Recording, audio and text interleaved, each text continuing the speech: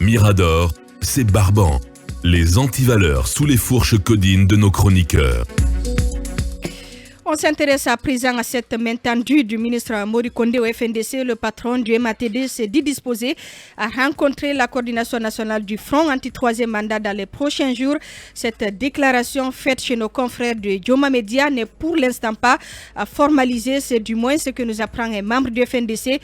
Le FNDC qui ne compte pas à reculer, ce malgré l'interdiction des manifestations. Des lettres d'information sont déjà déposées dans les 3 mairies concernées par la marche du 23 juin.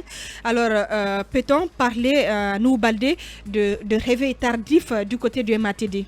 Je commence par vous présenter mes sincères condoléances suite au décès du technicien, vous présent, à l'ensemble de l'équipe, au patron du groupe, Abakar Diallo, et à la famille du défunt, nos sincères condoléances. Oui, parlant de cette main tendue du ministre, je pense qu'on peut considérer que c'est un réveil tardif parce que le FNDC a fait des communications depuis très longtemps. C'est maintenant que ça intervient.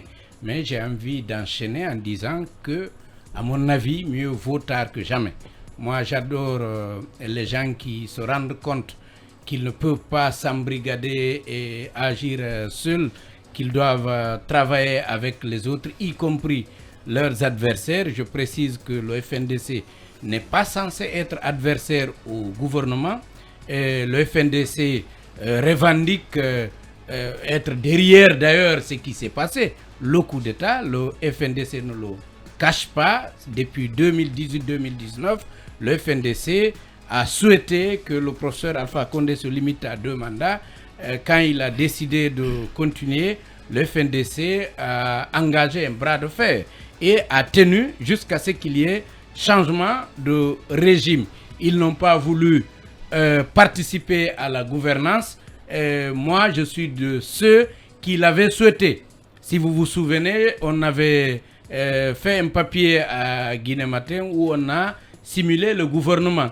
Et j'avais clairement signé mon souhait de voir le FNDC en dehors de la gestion pratique de l'État, parce que la Guinée a besoin des personnes sérieuses qui veillent, justement, qui veillent sur la bonne gouvernance. Ils ne peuvent pas participer à la gouvernance et se mettre à la critiquer. Donc, je pense que ce qu'ils font est totalement logique et c'est important que le ministre de l'administration du territoire aille vers eux, leur demande de négocier, et c'est bon qu'on nous évite ça. Moi, je ne souhaite pas du tout qu'il y ait des manifestations. Si le gouvernement refuse d'écouter, j'encouragerai le FNDC à le faire. Parce qu'on ne peut pas laisser seulement ceux qui dirigent nous dicter ce qu'ils veulent faire. Mais je préfère qu'il y ait des négociations, qu'on dialogue, puisque ceux qui veulent manifester manifestent pour appeler au dialogue. Donc c'est à saluer, à mon avis, c'est à encourager. Emma, est-ce qu'on pourrait parler de réelle volonté, d'autant plus que cette demande, elle n'est pas formalisée pour l'instant. J'ai Ibrahima Diallo le soir au téléphone. Ils n'ont reçu aucune demande pour le moment. Et est-ce qu'on peut prendre cette sortie au sérieux? Est-ce que c'est une demande d'ailleurs? Est-ce que c'est une demande en tant que telle? Parce qu'on est dans un contexte où chacun des 2 acteurs a envie de rejeter la responsabilité sur l'autre. Donc que le ministre de l'administration du territoire se retrouve quelque part et qu'il dise qu'il est disposé à échanger avec le FNDC, j'ai envie de dire que, en tout cas de la manière dont je le comprends, il veut dire que ce n'est pas lui le problème en réalité, et que si on arrive à une manifestation, ce n'est pas lui. Sinon, il aurait pu écrire officiellement au FNDC pour lui dire qu'il l'invite à un échange autour de raisons qui veulent le pousser à manifester. Donc moi je pense que ce n'est pas une demande en tant que telle, une demande de négociation ou même de dialogue avec le FNDC. C'est juste une déclaration pour dire à l'opinion que lui il n'est pas fermé et que lui en réalité il n'est pas responsable de ce qui pourrait advenir. Une diversion?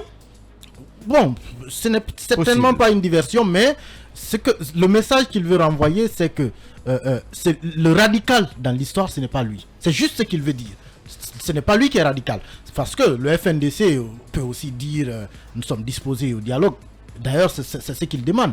Mais pour autant, est-ce qu'il s'élève pour aller au dialogue? C'est un autre aspect, c'est différent. J'ai quand même peur que... Le dialogue n'est pas un lieu. Il faut qu'on crée les conditions, qu'on leur permette de dialoguer. Oui, ils ne demandent que ça. Parce que quand vous dites est-ce qu'ils se lèvent pour aller au dialogue, il n'y a pas un endroit où on peut aller dialoguer. C'est pour dire que dans le cas ceux qui nous dirigent refusent qu'il y ait dialogue. Justement, c'est pour dire que dans le cas du ministre Mori Kondé, ce n'est pas une manière de dire formellement nous allons dialoguer, c'est juste une manière de rejeter la balle, la responsabilité au FNDC pour dire que celui qui est renfermé, ce n'est pas lui et que lui, il dit qu'il est disposé, mais on sait que s'il est disposé, il y a des dispositions qu'il peut prendre pour que justement sa déclaration soit traduite en faits concrets. Sauf que jusque-là, ce n'est pas le cas et le FNDC s'achemine vers le 23 juin et je pense qu'il y a peu de raisons qui vont l'arrêter, peut-être des raisons, une médiation, je ne sais pas, qui va peut-être naître au dernier moment, mais le 23 c'est quand même une date cruciale pour le FNDC parce que n'oubliez pas, je pense que les chefs d'État de l'Union européenne se réunissent le 23 et oui, l'Union européenne aussi. La CEDEAO c'est le 3, mais l'Union européenne se réunit le 23. Et le FNDC, à mon avis, veut envoyer ce jour un message à l'Union européenne parce qu'il faut le dire clairement, au sein de la CEDEAO, ça ne marche pas suffisamment.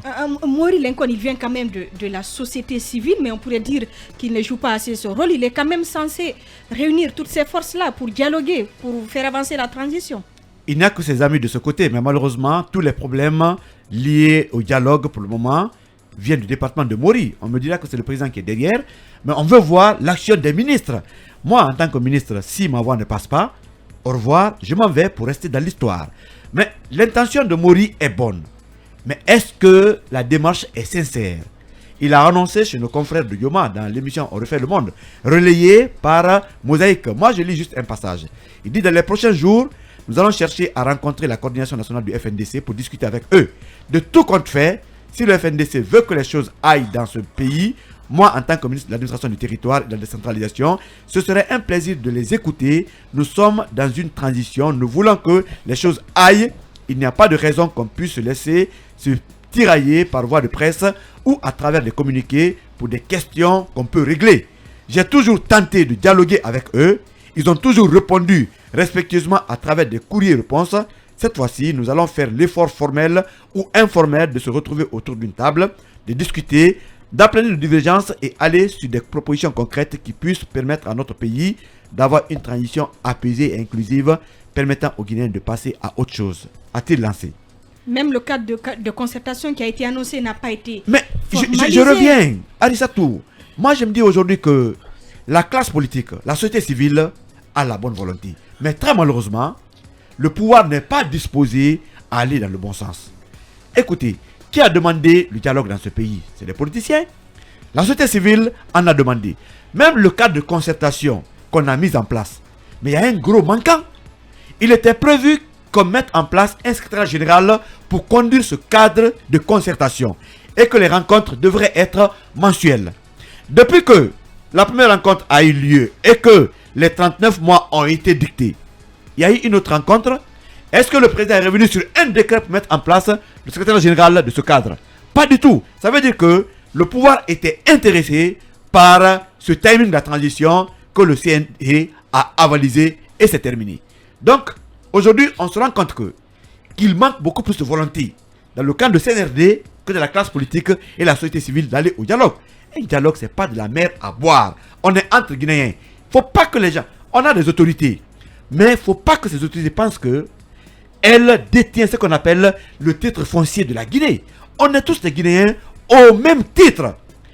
Pour diriger ce pays, il faut un consensus, un effort. Surtout que c'est la transition. Ce n'est pas un régime démocratique. Donc, il est mieux que le colonel ouvre le dialogue avec tous ces Guinéens, même 10 ans de transition. Si les Guinéens sont d'accord, ça peut aller. Mais on ne peut pas diriger dans l'arrogance. Surtout que les gens nous ont dit qu'il faut éviter les erreurs du passé. Ce sont ces erreurs d'arrogance dans la gouvernance qui nous ont conduits au 5 septembre. Le FNDC est très important dans le dispositif. Il faut un contre-pouvoir. Sinon, l'État ne marchera pas. C'est clair. Aujourd'hui, et le FNDC et la classe politique, monsieur le colonel, faites un effort de dialoguer avec ces Guinéens. Et d'ailleurs, le département qui ne marche pas aujourd'hui, c'est le MAT de Mori Kondé qui ne marche pas, mais aussi la primature. Ces deux ministres devraient être dégommés pour envoyer des citoyens qui sont capables de discuter avec tous les Guinéens malgré les problèmes. Ils ne sont pas en train de rendre service au colonel. Mais est-ce que le colonel aussi a la volonté? Parce que moi je me dis que le blocus, pratiquement ça doit être lui. Si le colonel veut que ça passe tout à l'heure, ça passe. S'il veut que ça casse, les ministres vont casser. Le FNDC est dans son rôle de manifester tous les textes de loi nationaux et internationaux sont à leur faveur. Manifester est un droit. C'est tuer qui est un crime. Dialoguer avec eux. Et ce qu'il faut éviter pour terminer. Dans un pays où la frustration est grandissante, le front est ouvert contre les populations, prix de carburant, les politiques, les citoyens à travers la démolition de leurs maisons. Tout le monde est mécontent. La vie est chère. Si vous provoquez, en tout cas, un mouvement, ça pourrait être un mouvement d'ensemble qu'on peut encore éviter. Où sont nos religieux? La question reste posée. Une chose est sûre, on n'a pas intérêt à rester dans la situation actuelle, hein, Sako? Oui, permettez-moi de présenter mes condoléances à la famille de mon oncle, quelqu'un que j'ai connu depuis nostalgie. Je l'appelle mon oncle parce que ma maman est Traoré et c'est valable pour tous les Traoré. C'est un homme respectable, respectueux, qui aime son boulot. Je voudrais profiter de cette tribune pour présenter mes condoléances à sa famille, à ses collaborateurs, à FIM, FM dans son ensemble, à mon homo Aboubakar Diallo, que son âme repose en paix. Amen. Amen. Maintenant, par rapport à la question de dialogue, vous savez, depuis longtemps, les acteurs politiques de ce pays, la classe politique, la société civile réclament le dialogue.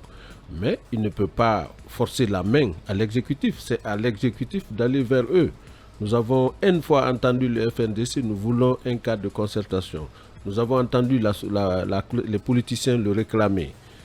Mais il ne peut pas, c'est à Mori, en tant que ministre de l'administration du territoire, d'arrêter d'affirmer dans la presse et de passer à l'action.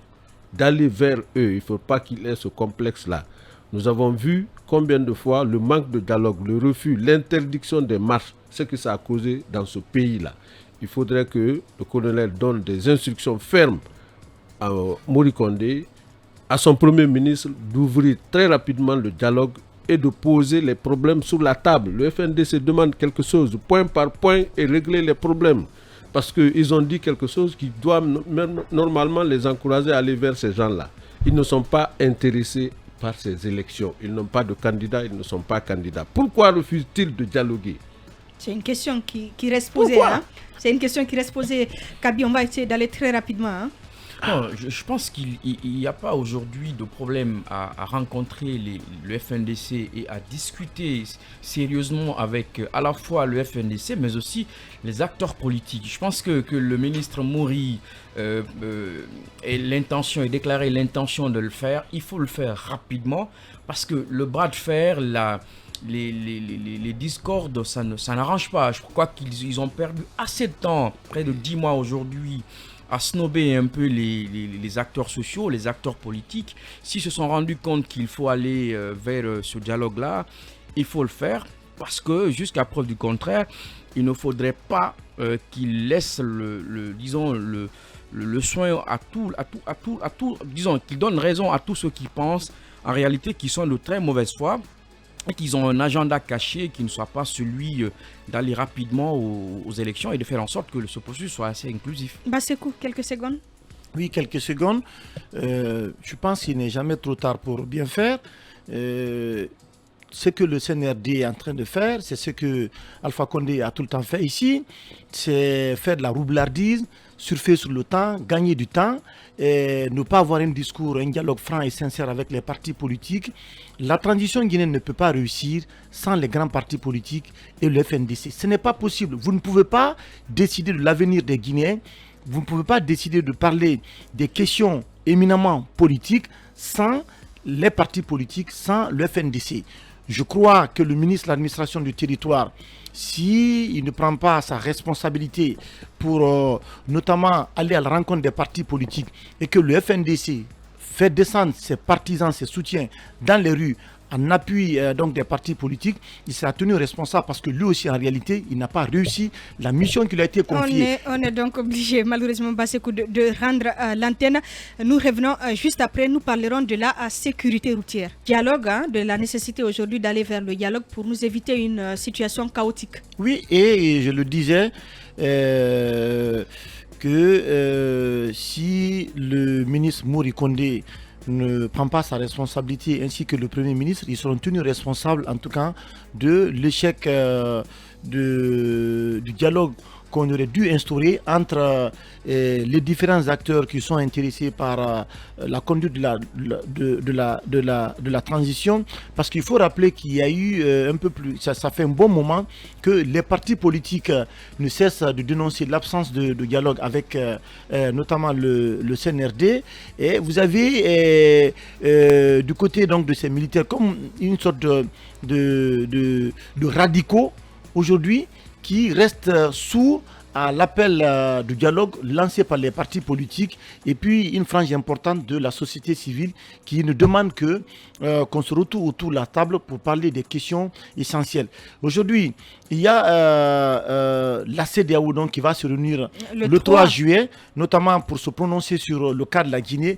Et vous savez, l'une des recommandations des chefs d'État de la CEDEAO était qu'il y ait un cadre de dialogue et qu'un chronogramme consensuel soit donné.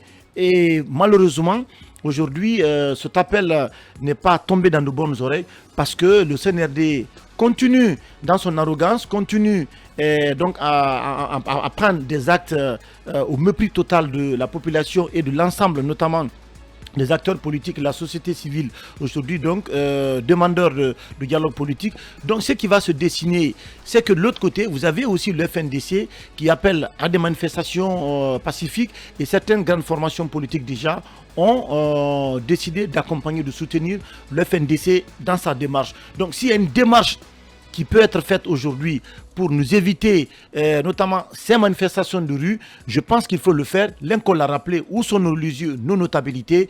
Je pense que ce n'est pas nécessaire pour nous de revivre les derniers moments d'Alpha Condé ici, puisqu'on a vu que la réforme constitutionnelle et le troisième mandat nous ont coûté très cher. Les manifestations en Guinée ne sont jamais pacifiques. Il y a les citoyens qui sont souvent pris de parti, il y a des dégâts matériels qui sont importants, il y a des pertes en vies humaines. Je pense qu'on n'a pas besoin de revivre. En même temps, on peut éviter ces violences, hein. On n'est pas obligé. Mais c'est ce que je dis. Mais si on peut faire économie de manifestation sur la voie publique aujourd'hui, il faut le faire. On a encore un peu de temps. Le ministre de l'administration du territoire et de la décentralisation doit prendre son bâton de pèlerin pour rencontrer les partis politiques comme l'UFDG, comme l'UFR, et le FNDC, le forum des forces vives qui est en train de se mettre en place, pour discuter avec eux, écouter leurs préoccupations, pour voir comment on peut intégrer tout cela, pour qu'ensemble on puisse réussir cette transition qui est en train de se dérouler. Mais si cette démarche n'est pas effective, Arissatou, on est en train d'aller tout droit vers le mur, et ce n'est pas l'avantage du peuple guinéen. Dans un instant, nous donnons la parole à nos deux invités.